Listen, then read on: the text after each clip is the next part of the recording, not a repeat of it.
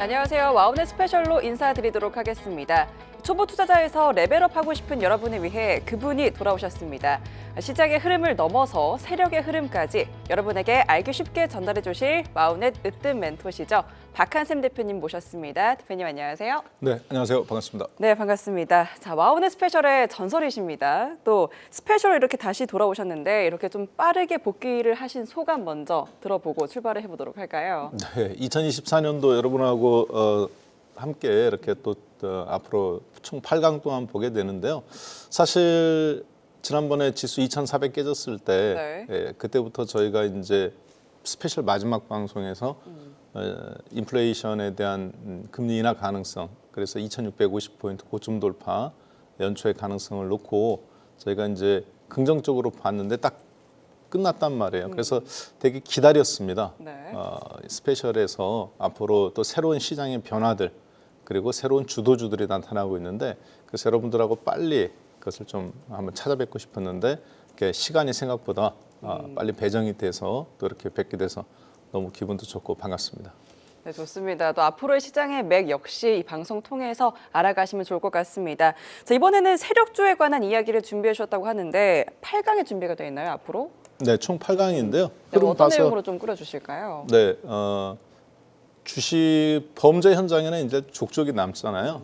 그리고 또 이제 저희가 작은 배 같으면은 뭐 이렇게 오토바이 같은 경우는 차 사이로 휙휙 다니잖아요. 지나고 가면 흔적이 안 남지만 사실은 이제 뭐 항공모함이나 아니면은 큰 배들 같은 경우는 쉽게 움직이지를 못합니다. 궤적이라는 게 있어요. 그리고 족적이라는 게 있고 그래서 지금 그런 어떤 수급의 현상들을 추적해가면서 그들이 베팅하는 종목, 그들이 매수하는 평균 단가 이런 걸 해서 저희가 추세 매매로 2024년도에 어떻게 상반기에 수익률을 극대화시킬 것인가 하는 부분들을 함께 보도록 하겠습니다. 네, 좋습니다. 또 말씀 주신 세력주, 메이저 수급에 대한 주시는 국내 증시에서 정말 필요한 부분인데요. 이에 대한 이야기를 또 풀어보도록 하겠습니다. 최근 한국 증시의 기업 밸류업 프로그램 정책 이슈로도 외국인의 매수세가 강하게 들어오는 모습인데요. 다시 바이 코리아의 기류가 흐르는 걸지 지금 이 시점에서 외국인의 매수세를 좀 어떻게 평가를 하실까요? 네, 일단 지난 외국인들이 별로 최근 들어서만 사는 것 같이 보여지는데 사실은 외국인들은 꾸준히 샀습니다. 그래서 정확하게 날짜로 따지면은 이제 11월 1일부터 어제 오늘까지 13조 5천억을 샀어요. 근데 이제 13조 5천억이라고 하면은 우리나라 시장이 이제 지금 한 2,600포인트 기준으로 시가총액이 한 2,050조 정도 돼요. 거래소 기준으로. 그렇기 때문에 이제 별로 많이 산 것 같지 않고 여러분들이 또 이렇게 감이 또 안 오실 수 있기 때문에 제가 한번 이걸 누적으로 한번 만들어 보았습니다. 이제 차트로 보면 바로 이 지점이죠. 11월 1일에서 12월 30일. 이 전까지는 주식 시장 아래 부분은 이제 맨 여기 주식이고요. 위에 부분은 이제 상단 부분은 수급인데 이 부분에서 이제 주가가 2,300이 깨지고 2,270포인트까지 떨어졌었죠. 2023년도 11월 1일 날 전까지. 그리고 나서 이제 이때 당시에 팔레스타인과 하마스 전쟁이 일어났어요. 그런데 그 악재를 이용해서 시장이 다시 또 의외로 이렇게 일어났습니다. 그러면 이게 이제 어떤 힘이 있었겠죠. 그래서 쭉 추적을 해봤더니 외국인들이 그 전에는 이렇게 주식을 팔았었습니다. 그랬다가 정확하게 그 날짜에서부터 다시 이렇게 사기 시작했거든요. 이 부분 여기에서부터 이만큼 증가한 부분 여기 보면 오른쪽 단위가 이게 이제 조 단위예요. 그래서 제가 누적을 한번 쭉 시켜봤는데 외국인들이 그냥 11월 1일부터 지금까지 약 3개월 반 동안 얼마나 샀는가 봤더니 정확하게 13조 5천억 원어치를 샀습니다. 그러면 이제 이 부분이 어느 정도 규모인가 한번 살펴본다면요. 최근 3년 기간 동안에 요 지점이죠. 누적 기준으로는 여기가 외국인들의 최대 누적 매수 포인트였습니다. 근데 지금 이제 그 포인트를 수급으로는 이미 넘어섰죠. 그리고 지금 이제 많은 분들이 명절을 전후해서 그런 고민들을 하실 것 같아요. 지수가 그동안 지난 최근 1년간 계속 2,650포인트를 중심으로 해서 맞고 떨어지고를 3번을 했습니다. 6월 달에 한 번 2,650포인트, 그다음에 이제 8월 달에 또 2,670포인트. 그리고 이번 연도 1월 2일에 2,675포인트. 그렇지만 다음 날 바로 2,650포인트 아래로 이렇게 해서 다 맞고 떨어졌었죠. 근데 이 부분에서 이번에 이제 또 맞고 떨어질 거냐, 명절 전후로 해서, 아니면 돌파가 나와서 1, 4분기, 2, 4분기에 시세의 어떤 수익의 연장선상을 한번 줄 거냐, 그렇게 봤을 때 이 수급적인 측면으로 봤을 때는 지수는 아직 돌아서지 못했습니다. 2,650포인트까지. 그렇지만 수급으로 봤을 때는 이미 외국인들의 마음은 한국 시장에서 선매집을 좀 해놨다고 보여져요. 그런데 이 부분이 지금으로 봤을 때는 이 수급으로 봤을 때는 3,000포인트까지 또 최대, 여기가 이제 한 3,200~300포인트거든요. 국내 증시가 그동안 해외 증시 올라갈 때 못 올라갔었는데 외국인들 수급이 상당히 공격적으로 나오는 거는 금리 인하가 이제 3월 달 정도 원래 예상이 있었는데 지금은 인플레이션이 어느 정도 이제 좀 잡혀가고, 그리고 소프트 랜딩에 성공을 했다라고 보기 때문에 성급하게 금리를 미국이 좀 내리지 않고 자신감을 좀 내비치는 것 같아요. 그래서 3월 금리 인하설이 아니라 뭐 5월이나 4월에는 FOMC가 없거든요. 4월이나 오히려 6월. 그리고 이미 다우존스 지수는 신고점 나온 지 한참 됐죠. 네. 스탠푸어도 신고점 나온 지 한 달 됐고, 나스닥 지수 하나 남았는데 나스닥 지수는 이제 2%만 더 올라가면 종가 기준으로 신고점입니다. 그러면 이제 방송이 지금 이제 명절을 전후해서 저희가 이제 나가기 때문에 우리가 쉬는 금요일 날, 오늘 목요일 밤, 금요일 밤, 그리고 월요일, 이때 이제 아시아는 쉬지만 미국이나 유럽은 열리거든요. 그럼 이 시간이면 충분히 나스닥 같은 경우도 지금 마이크로소프트 중심으로 시장이 랠리가 나오고 있기 때문에 2%에 대한 돌파 가능성이 충분히 있다고 보여져요. 그렇다고 봤을 때 외국인들은 지금 그런 측면을 보고 약간 선행 매수를 국내에서 베팅하고 있지 않나. 그래서 아직까지 우리가 피부로 느끼지 못했을 뿐이지 최근에 매수한 13조 5천억이라는 금액은 사실 지수 수급으로 보면, 당시로 보면 3,000포인트. 그렇지만 이제 약간 최근에 한국이 뒤처진 부분을 고려해 본다면 2,850포인트까지는 외국인들은 현재는 열어놓고 보고 있다. 이렇게 좀 판단이 됩니다. 네, 좋습니다. 외국인의 또 매수세가 사실 꾸준히 이어져 왔고 또 이에 대한 수급이 또 추세적으로 이어질 가능성에 대해서 말씀을 해주셨는데요. 자, 그렇다면 요즘 외국인들이 좀 많이 매수하는 섹터와 종목에 대한 또 궁금증도 있는데요. 어느 부분을 좀 주시를 하고 있을까요? 네, 기존에 2,650포인트에서 이제 6월 달에 한 번, 그리고 이제 8월 달에 8월 초에 한 번, 그리고 이제 1월 2일 날 이번 연도 2024년도 한 번 계속 맞고 떨어지고를 계속했어요. 그런데 그때 당시에는 무슨 중심으로 올라갔었냐면 삼성전자 중심으로 올라갔었습니다. 근데 이번에 포커스는 조금 다르다고 보여지는 이유가 매매 포인트가 좀 달라졌어요, 외국인들이. 그래서 최근 6개월간 외국인들이 매수한 종목을 살펴보면은 거래소 시장에서 삼성전자를 6조 6천억 원어치를 샀습니다. 여전히 삼성전자 중심인 건 맞아요. 그런데 현대자동차를 1조 1천억 원어치, 그리고 기아자동차도 1조 원어치, 그리고 이제 삼성물산 7천억, 하이브, KT. 그렇지만 이게 이제 6개월 동안이니까 이 부분을 최근 한 달간으로 이렇게 좀 압축해서 한번 또 볼 필요가 있다고 보여집니다. 그런데 이제 분명하게 매도한 거는 2차 전지예요. 보니까 많이 매도한 거는 삼성 SDI 1조 9천억, 그리고 LG화학 1조 5천억, 포스코홀딩스 1조 2,900억이니까 1조 3천억. 그러니까 결국에는 삼성전자를 빼고 놓고 보면 2차 전지를 팔아서 자동차 쪽으로 지난 6개월간 이동시켜 놨다. 그리고 팔은 거는 먼저 2차 전지를 팔고, 최근에 그래서 이거를 이제 한 달 형태로 한번 제가 바꿔보겠습니다. 왜냐하면 요즘 한 달간의 지수 반등이 외국인들 매수세가 공격적이기 때문에, 특히 보니까 삼성전자는 그대로 이제 2조 8천억 비슷해요. 계속 샀다는 거죠. 그렇지만 6개월간 현대자동차를 1조 2천억 샀는데 최근 한 달간은 사실 1조 원 넘게 샀어요. 그러니까 사실 최근 한 달간에 거의 다 샀다. 그러면 결국에는 최근 한 달간에는 2차 전지 팔아서 자동차로 계속 넘겨가면서 보니까 거기 아래에 이제 삼성물산이나 KB금융, 그리고 하나금융지주, 삼성생명, KT, SK스퀘어 이런 종목들은 원래 외국인들이 건드리지 않습니다. 그러니까요. 외국인들은 이제 우리가 이제 고베타 종목이라고 해서 지수가 지금 뭐 2,600 전후기 언더였기 때문에 자동차라든가 2차 전지라든가 화학주라든가 디지털 종목이라든가 뭐 건드리면 이제 하이닉스를 건드린다든가 그래서 고탄력주를 건드리는데 이번 포인트는 조금 달라요.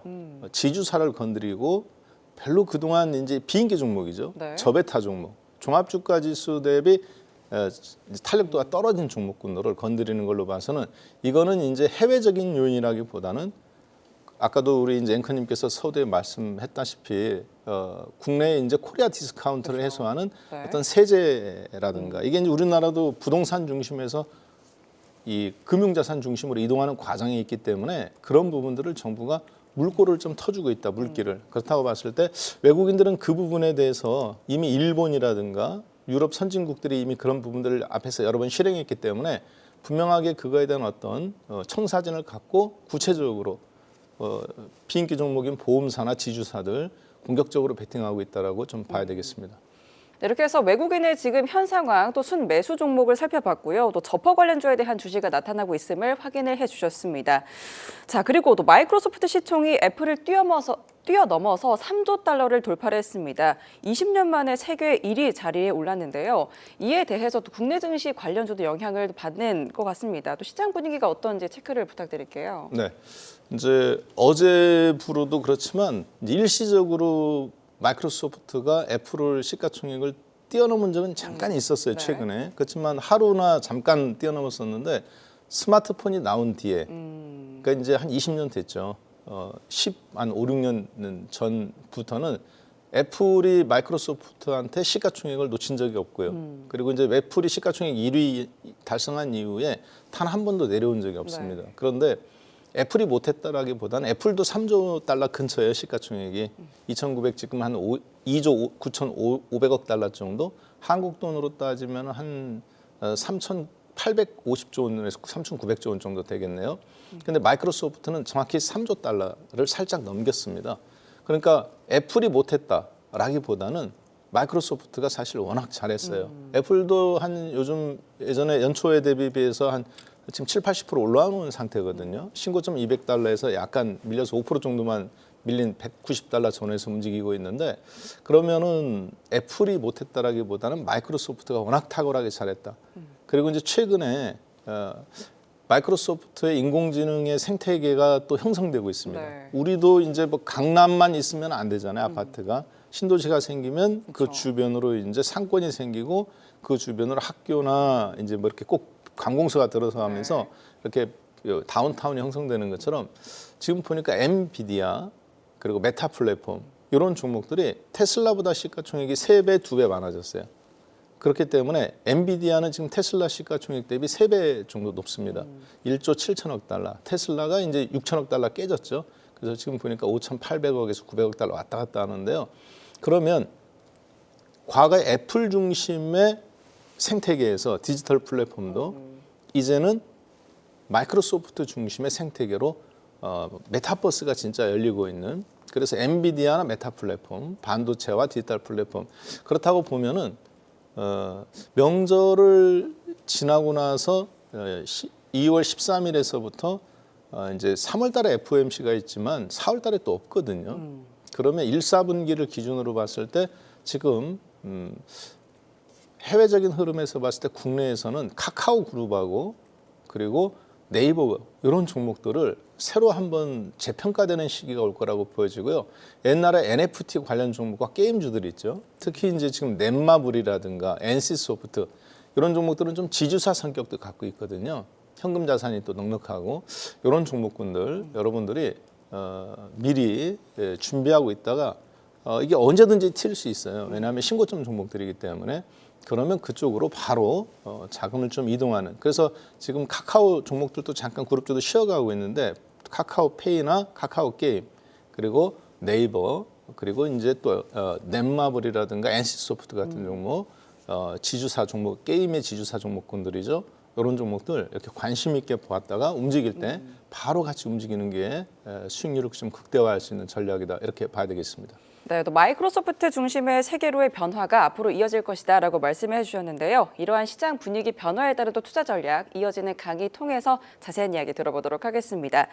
또 오늘 강의 외에도 방송에서 못다한 이야기 이어지는 시간이 준비가 되어 있습니다. 언제 어디서 만나볼 수가 있을까요? 네, 매주 일요일 날 밤 10시에 박한샘의 야간 수업이라는 유튜브 채널과 그리고 네. 우리 한국경제의 공개방송 채널을 통해서 여러분들이 함께 하실 수 있습니다.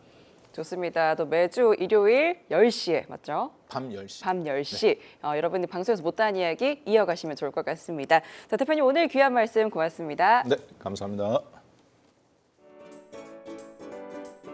샀다 하면 무조건 오르는 마법 같은 종목, 바로 세력주인데요.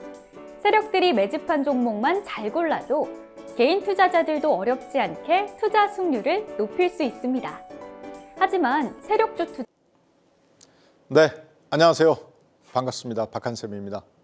자, 여러분들하고 2024년 청룡의 해 박한샘 스페셜 주식 투자 우뚝석이라는 주제로 함께 뵙게 되는데요. 이 강의는 박한샘의 전업으로 우뚝석이 세력주 추적편에서 나온 내용들을 요약해서 제가 8강으로 압축해 보았습니다. 자, 오늘은 세력의 개입과 그리고 이 세력이 개입했을 때 나타나는 매수 신호에 대해서 함께 볼 텐데요.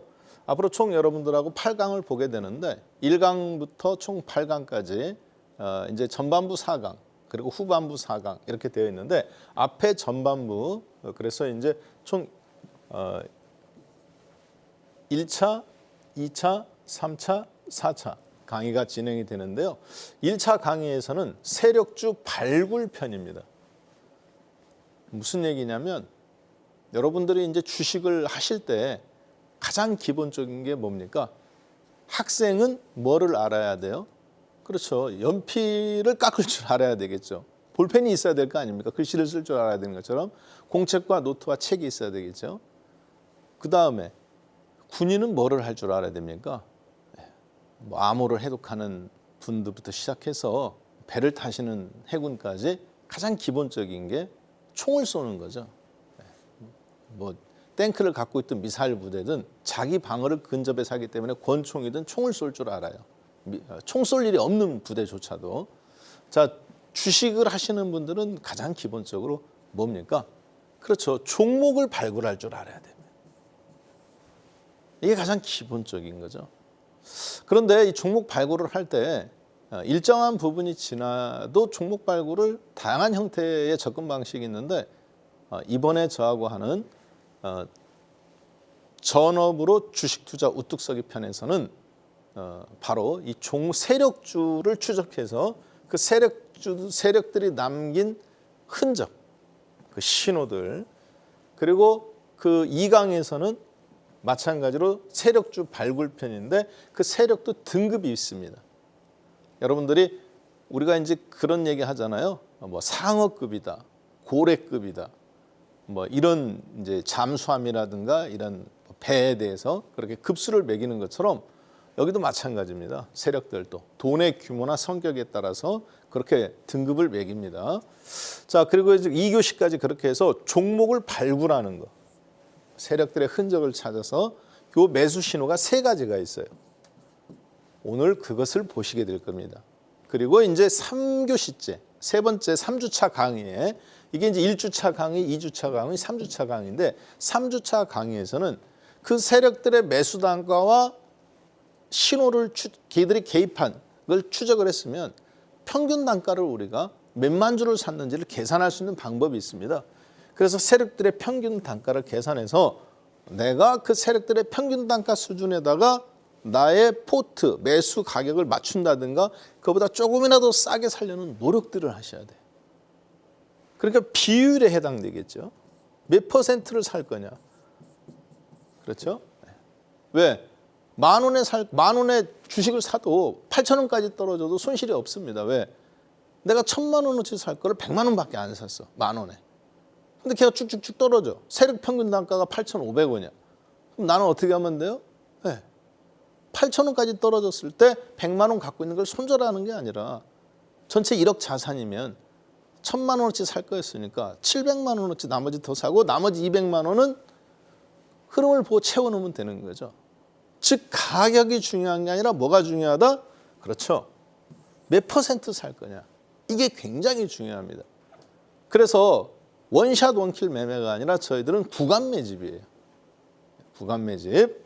자, 그다음에 네 번째 시간에는 그들의 평균 매수 단가를 알고 그 종목의 자금의 성격을 알았으면 목표 주가를 산정해서 내가 앞으로 6개월간 혹은 1년간, 3개월간 혹은 1개월간 몇 퍼센트의 수익을 이 종목에서 내가 뽑아내야 되겠다라는 것을 설정하게 됩니다. 그래서 1교시부터 앞으로 총 4주간은 뭐를 하느냐? 종목 발굴하는 거. 세력들이 매집한 종목을 2,000개 종목에서 컴퓨터로 골라내는 법을 여러분하고 보게 될 겁니다. 자, 그다음에 두 번째, 그들이 매수한 그런 평균 매집 단가 분석을 해야 돼요. 그래서 여러분들도 그 단가에 나도 몇 퍼센트를 베팅할 거냐. 됐죠? 그다음에 세 번째, 그러면 목표 수익률은 어디까지 볼 거냐. 그때 나는 어떤 전략으로 털고 나올 거냐. 중간에 털고 나올 거냐. 한꺼번에 다 털 거냐. 손절은 어떻게 할 거냐. 1강부터 4강까지 앞으로 1주, 2주, 3주, 4주 동안에 그거를 체계적으로 배울 겁니다. 주식을 10년하고 20년하고 30년을 해도요. 그걸 체계적으로 할 줄 모르는 분들이 있어요. 그리고 제가 지금 여러분들한테 이 하는 강의 내용을 컴퓨터에다가 인터넷에다가 무료로 올려놓을 거예요. 여러분들이 이거 지금 적지 마세요.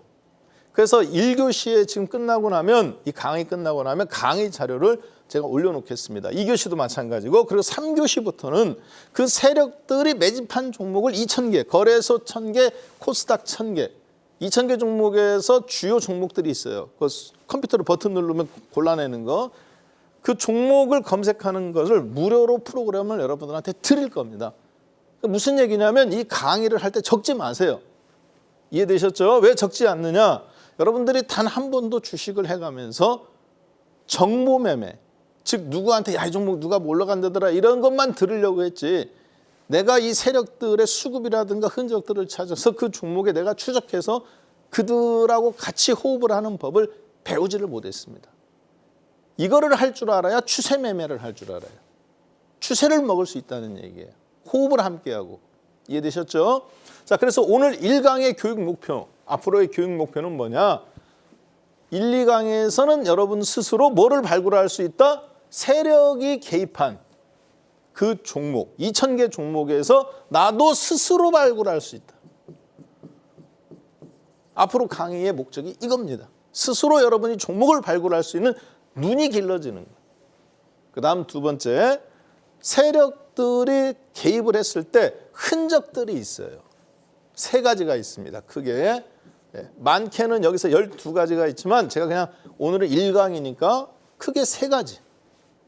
오늘 그걸 습득하시는 겁니다. 그 다음에 그러면 타이밍을 어떻게 조절할 거냐. 이걸 할 줄 알아야 비율 조절을 할 수가 있어요. 지금 타이밍이 좋은 타이밍이냐, 세력보다 내가 좀 싼 거냐. 애들이 안 밀고 그냥 갈 수도 있잖아. 그러니까 지금은 내가 1,000만 원어치 살 거 중에서 300만 원만 산다. 만약에 여기서 아래 쭉 밀리면 500만 원 더 투입하고 여기서 더 밀리면 300만 원 손절하고 그 다음 더 올라가면 수익을 얼마큼 하고 이런 포트폴리오를 강약 조절을 할 줄 알게 되는 겁니다. 혹시 여러분들 운동 손흥민 선수나 권투 선수나 이런 사람들 보시면 뭐를 잘합니까? 무조건 빠르다고? 무조건 힘세다고? 아니죠. 네, 강약 조절을 잘하잖아요. 그렇죠? 네, 강약 조절을 잘해요. 그 얘기는 주식을 잘하냐 못하냐는 어느 단계로 딱 지나가면 종목도 스스로 다 웬만큼 서로 비슷해. 네, 딱 보여요. 종목이. 여기까지 다 서로. 매도 타이밍도 보여요. 강약 조절에 실패하는 경우가 많습니다. 아마추어들일수록 확 찔러버려요. 이해되셨죠? 그 강약 조절이 생명입니다. 그래서 요거 여러분이 그래야 진정한 1%가 되실 수 있어요. 자, 그러면 어떤 종목군들이 세력이 개입한 흔적들이 나타나는지 그 첫 번째, 즉 무슨 얘기냐? 나는 주식을 체계적으로 배우고 싶고 그리고 주식이 우연의 일치가 아니라 이번에는 운이 좋아서 이렇게 먹었지만 우연의 일치가 아니라 앞으로도 종목을 좀 발굴하고 어떤 패턴이나 현상들을 나의 어떤 틀로 이해하는 것을 내가 실력을 쌓고 싶다 하시는 분들 있죠. 그런 분들께서는 서점에 가보시면 책들이 쭉 있어요. 100권을 한번 보세요. 처음에 10권이든 20권이든. 기술적 분석이 7권. 기본적 분석이 한 3권, 2권 됩니다. 그럼 나머지 책들은 또 어떤 것들이냐? 나는 주식 투자로 뭐 어떻게 벌었다 이런 것들이에요. 기술적 분석을 쫙 보면 대부분 다 비슷합니다. 왜 다 비슷하냐? 8, 90%가 비슷해요. 내용이 겹칩니다. 나머지 다른 것이 1, 20%밖에 없어요. 왜 그러냐면 우리나라의 기술적 분석은 전부 다 일본 책을 갖다 다 베낀 겁니다.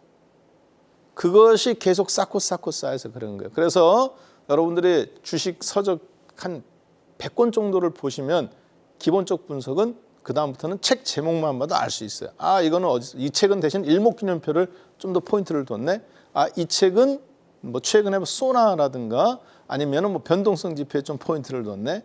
그 부분만 자기 색깔에 있는 거지 나머지는 사실 다 비슷합니다. 기본적 분석은 뭐 더할 나위 없겠죠. 그렇죠? 얼마만큼 쉽게 만드느냐는 거지. 자, 그렇게 해서 그런 것들에 대해서 제가 그걸 가지고 현장에서 지난 25년간 매매를 하고 실질적으로 강의도 하고 종목 분석하고 저도 실전에서 한 거를 가지고 지금 강의를 하는 거예요.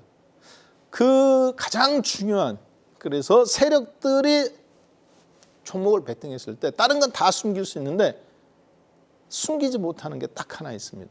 어떤 거냐? 가격도 속일 수 있어요, 사실은. 네, 후려치기라든가 이런 걸 통해서. 거래량만큼은 못 속입니다. 무슨 얘기냐면 내가 주식을 정말 연구해서 돈을 벌고 싶다. 근데 뭐를 해야 될지 모르겠다. 거래량 연구하는데 여러분들이 결국에는 거의 모든 시간이 다 허비됩니다.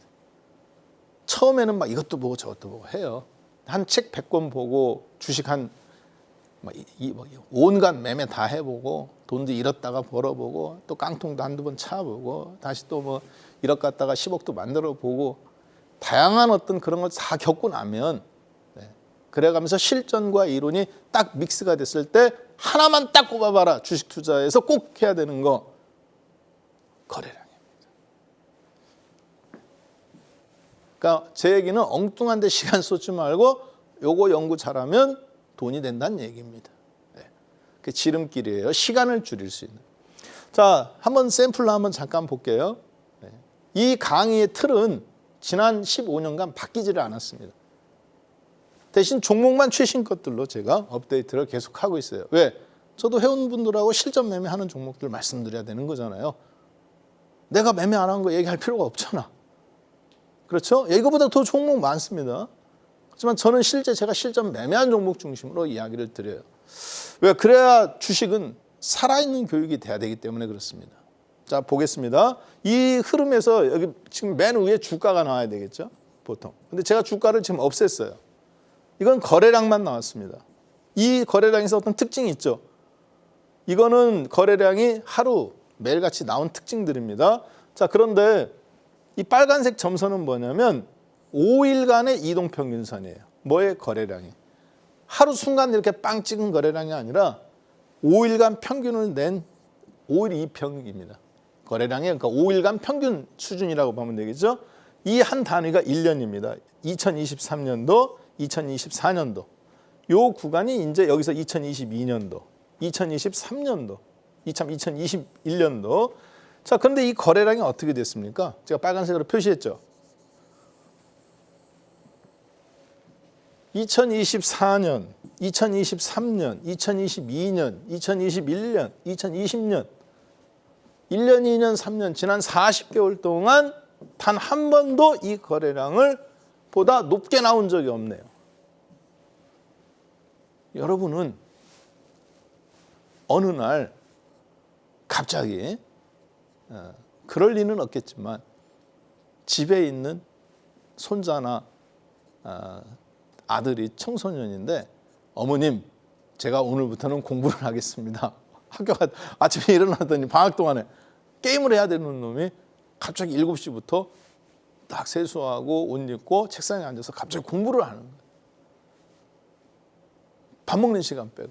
1년에 몇 번 있는 일이에요? 거의 없죠. 그렇죠? 거의 없는 일이잖아.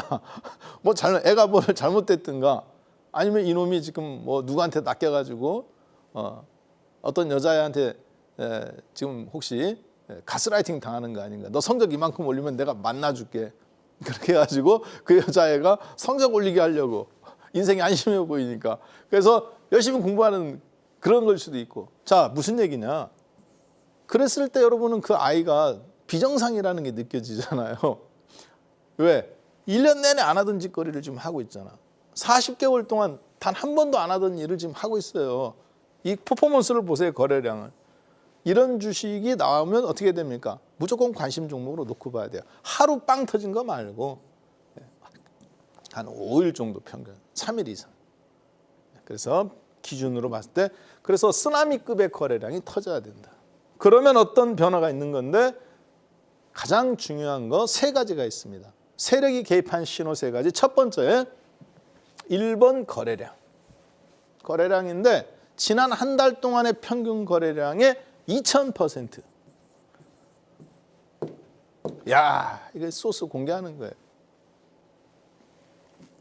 한 달 평균 거래량의 2000%가 최근 3일간, 5일간 평균을 내보니까 터졌다. 그러면 이런 종목들이 그런데 2000개에서 매일같이 하나나 두 개가 최근 한 달간 30개가 있고 한두 개가 꼭 매일 나와요. 그러면 한 30개가 항상 그런 종목들이 있습니다. 일주일이면 한 4, 5개, 7개 바뀌고. 이해되셨죠? 네. 자, 그런 관심 종목으로 놓고 여러분들이 그 세력들의 그 흐름들을 계속 추적하셔야 돼요. 제가 분명히 말씀드렸어요. 한 달 평균 거래량의 2000%, 20배가 최근 3일에서 5일간 이동평균이 거래량 이동평균이 나왔다, 평균. 그러면 이런 종목들은 반드시 급등 아니면 급락이 나옵니다. 10개 중에 8개, 9개는 급등. 한두 개는 상장 폐지되기 직전에 주가가 폭락 나오기 전에 혼자 팔아먹기 위해서 쇼하는 거. 그렇지만 그걸 쉽게 구분할 수 있죠. 왜? 실적이라는 게 있잖아. 그 종목을 덜컹 사지는 않을 거 아니야. 장 끝나고 저녁 때 9시, 10시 뭐 합니까? 어제 30개 종목 중에서 어제 27개 다 봤잖아. 지난 한 달간. 오늘 새로운 게 한두 개잖아. 그 종목들 볼 거 아닙니까? 실적도 보고 회사 사장은 학교 어디 나왔나, 뭐 하던 사람인가, 전문 경영인지, 여기서부터 이 회사부터 잔뼈가 굵었는지, 바이오인데 의사 출신 CEO인지 볼 거 아닙니까? 그렇죠? 그 다음에 또 하나, 두 번째, 이동평균선이 정배열됩니다. 이게 무슨 얘기냐면 이동평균선이 많이 있는데 60일선을 기준으로 계속 역배열되어 있던 이동평균선이 정배열로 바뀌어요. 자, 쉽게 얘기하면 하루, 이틀, 그리고 5일 이동평균선. 하루니까 일봉이겠죠. 그 다음에 20일 이동평균선. 그 다음 60일 이동평균선. 자, 이거를 이렇게 하나로 선으로 이으면 뭡니까? 역피라미드네요. 일봉이 있고 5일선이 있고 20일선이 있고 60일선이 있고 주가 양봉음봉이 있고 역배열된 종목인데 어떤 종목이에요? 추세 하락이 나오는 종목이죠. 이 추세 하락 되던 종목이 어떻게 되는 거예요? 60일선을 기준으로 정배열로 바뀌는 겁니다. 일봉이 여기 있던 놈이 일로 바뀌는 거야. 맨정신으로 안 바뀝니다. 추세 나오다가. 하루아침에 딱 바뀌지 않아요. 이게 또. 며칠 걸려요. 그러니까 무슨 얘기냐면 여러분이 어느 날 갑자기 이거다 하고 딱 세력이다 하고 살 일이 있다 없다? 없다. 한 달, 두 달 충분히 관찰할 시간을 준 상태에서 매매 시간이 지어집니다. 세 번째, RSI 지표입니다. RSI 지표가 골든 크로스를 나올 때, 요때 이 세 가지. 요 세 가지가 세력들의 흔적입니다. 자, 그러면 이 흔적들이 어떠한 형태로 주가에 작동이 되는지 지금부터 보게 될 건데요. 가장 첫 번째 거래량이겠죠. 혹시 제가 강의를 하다가 시간 내에 다 못 맞췄다. 그러면 이 자료는 그대로 올라가고 다음 주 할 때 그 강의가 계속 이어지는 걸로 보시면 되겠습니다. 그러니까 무슨 얘기냐면 여러분들이 잘 이 강의에 집중해 달라는 얘기예요. 그래서 최소한 종목은 발굴할 줄 알아야 되잖아요. 근데 그 종목을 발굴한 거에 근거가 있어야 되잖아요. 이해되셨죠? 자, 첫 번째 거래량 신호를 한번 잠깐 보겠습니다. 이 주식은 지금 어떤 주식이에요? 네. 주가가 폭락 나왔네요. 폭락이 나왔는데 이번 지점에 여기가 최근에 가장 저점이네요. 일봉이에요, 일봉. 2023년도 10월 한 10일 정도 됐겠네요. 그때 이 저점이었는데 그 저점을 깨고 폭락이 나왔어요. 다시. 며칠간? 3, 4일간. 이게 깨고 나왔을 때 억소리가 나왔겠죠. 시차를 보니까 주가가 최저점 붕괴. 그리고 나서 3, 4일 있다 거래량 폭등. 쉽게 얘기하면 시간 순서로 배열하면 주가 폭락, 저점 붕괴. 그렇잖아요? 네. 신저점인지 연중 최저점인지는 모르겠는데 하여튼 저점이 붕괴가 됐어. 말은 이렇게 하지. 실제 여기서 주식 갖고 있는 분은 얼마나 괴로울까요? 그렇죠? 여기서 산 사람이 여기서 아직까지도 갖고 있다? 여기서 살 실력이면 이미 여기서 절반은 털고 나왔어. 여기서 저기 위에서 못 털었으니까 갖고 있는 거야, 아직도. 적어도 마이너스 40%, 마이너스 50% 태반입니다, 이 정도. 그분이 마이너스 지금 몇 개월, 몇 년 갖고 있었는데 여기서 또 손실일 거예요. 주가 폭락, 거래량 폭등. 그리고 나서 주가가 올라가네요. 자, 잘 보세요. 이 종목이 어떤 종목이냐? 방금 맨 처음에 여러분들하고 거래량 봤던 종목. 그 거래량 터졌었잖아, 아까. 그 거래량이 1년, 2년, 3년, 4년, 5년 주가가 최고점이었던 32만 원. 2018년도 2월 26일 32만 3,500원이었을 때도 이 거래량까지는 안 터졌어. 여기 올라갔을 때 대략적으로 한 20만 원일 때 터졌던 거래량 이후에 사상 최대 거래량인데 실제 여기에 필적하는 거래량은 이때 말고는 없네요. 20한 1만 원, 2만 원 정도의 주가, 20만 원 정도. 지금은 얼마예요?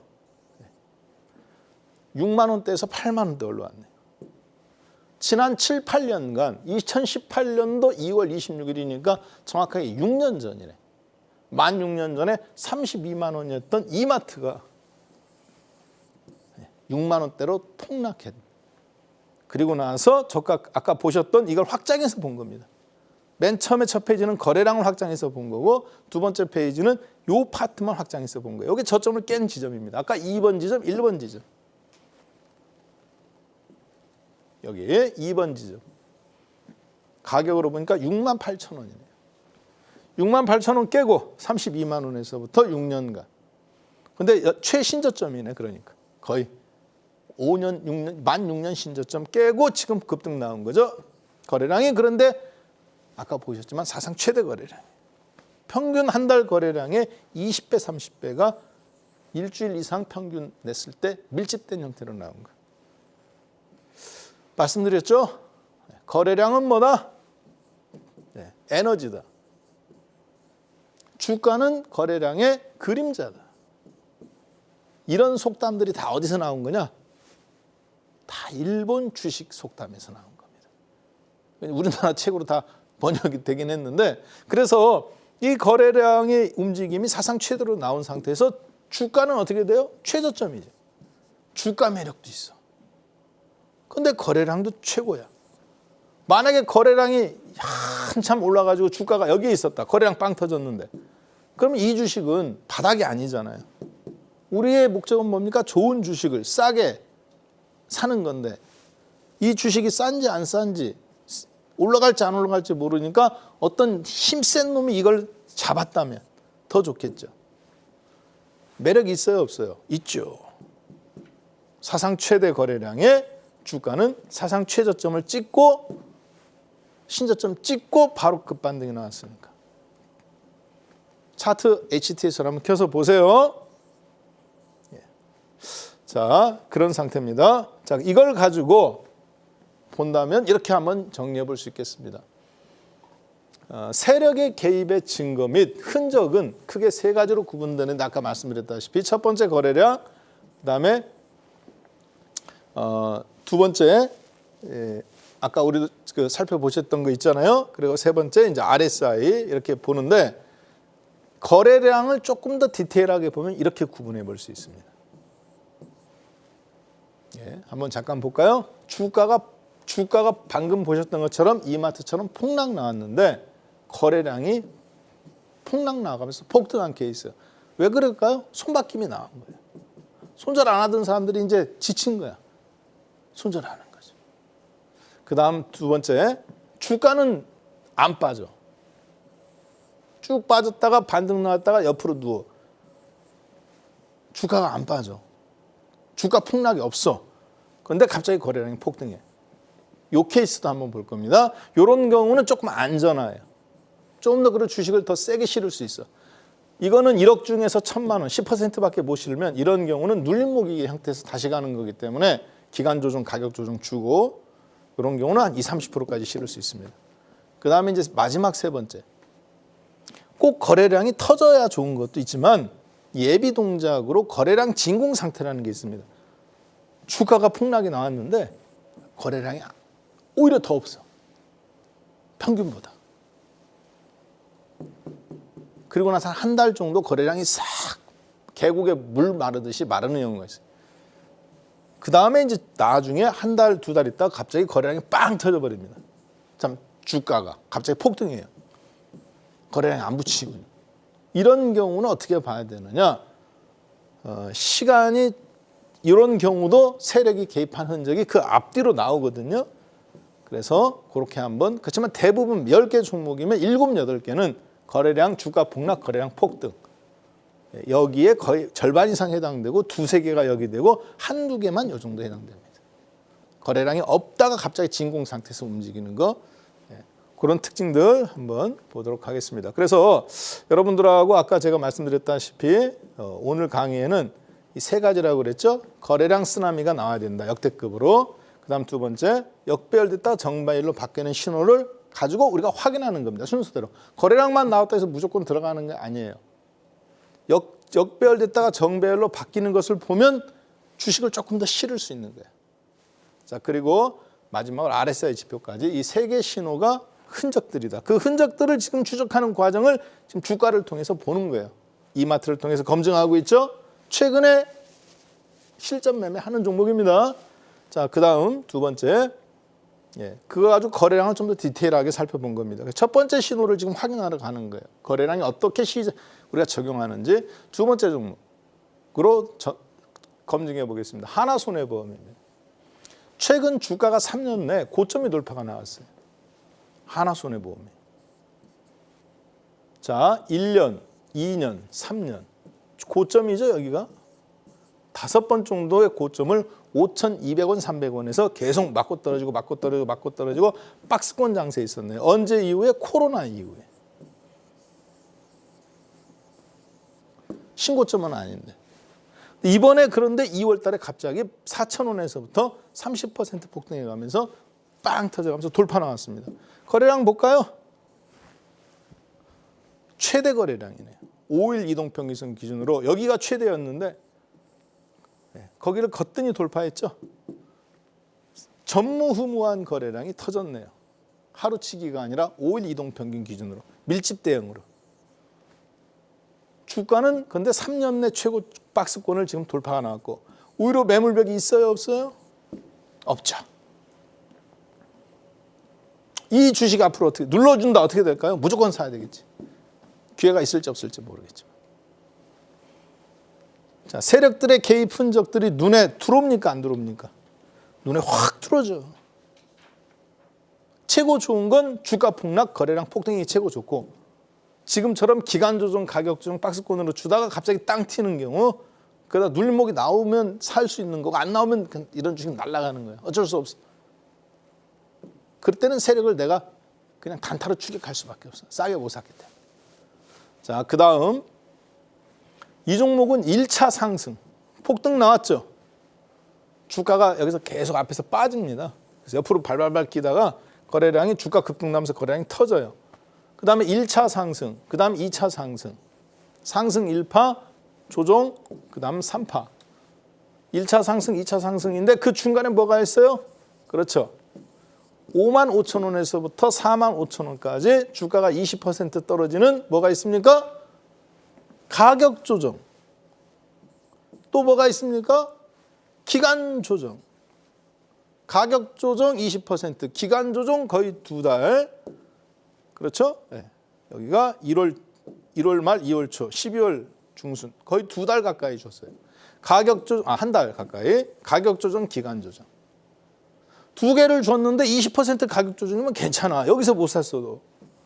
그렇죠. 40% 가까이 올리고 20% 조정 줬으니까. 그리고 4,500원, 45,000원에서 다시 75,000원, 60% 폭등. 여기서 샀어도. 자, 잘 보세요. 첫 번째는 주가 폭등, 거래량 폭등 나오죠. 전무후무한 거래량.